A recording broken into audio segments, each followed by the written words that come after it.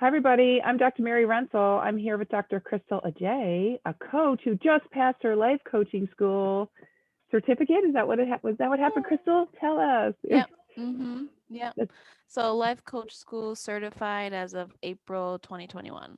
nice. That's really exciting. Yeah. I know that's a huge process. Yeah. That's exciting. Yep. Super Well, happy. Mm-hmm. yeah, that's really cool. So I'm Dr. Mary Rensel. I'm a brain doc and a coach, and I love talking about, how the brain relates to coaching.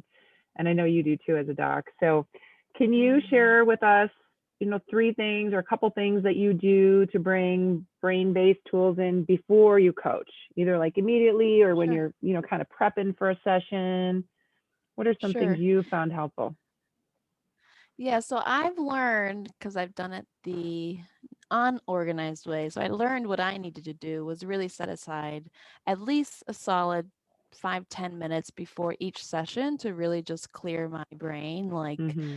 what especially specifically like what judgments I have about the client or myself, and just like get all that out of Mm-hmm. my head by writing on paper, just making sure I'm clear on who I need to be in order to coach a specific client. So I really get that out, make sure I clean that up before I coach this client because it just wants to be in a clean space. Mm-hmm. So really setting out that time, and then oftentimes, depending on what's going on in life, I set time to meditate just to Nice. be calm. Mm-hmm. Not like a long throughout meditation, just like 2 to 3 minutes. Make sure deep breaths, and then if the day is super crazy, then I make sure that I'm setting out more time to do a longer meditation.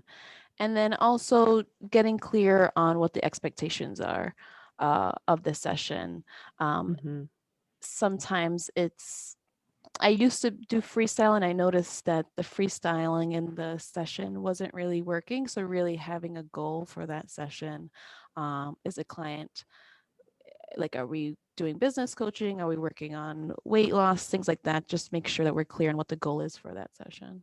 Yeah, I love it. Yeah, I think that's so smart because I think a lot of this is learned, right? Like you said, like you figured it out. I'm Right. sure you did so much Mhm. practicing in coaching school, and that, yeah, Right. and that just really helped to see what worked and to feel productive and like you're hitting the goals. I do Right. love that, Right. like with my clients, to just clarify the goal at the beginning and then, Right. kind of circle back again at the end. Like, yeah, did we nail those goals?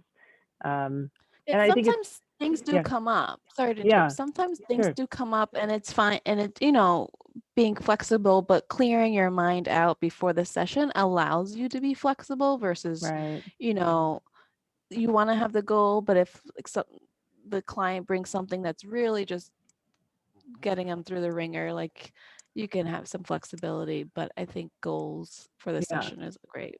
Yeah, I think that's what was the difference with me as a doctor in my like visits when I'm a doctor. I have certain goals. I want to hear about how they're doing on certain medicines or what have you. Right. But as coach, I have to kind of unlearn some of that and just be open and kind of just reflect back. Right. Yeah, Right. that's neat. Well, Yeah. thank you for sharing Yeah. your tips and congratulations No on problem. Thank on your new you. certificate. Yeah, and then where can people find you, Dr. J?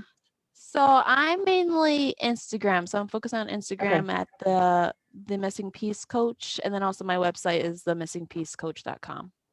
nice. The missing piece. Okay, so I'll put it in the show notes. Okay, thanks Thanks. everybody. All right. Bye.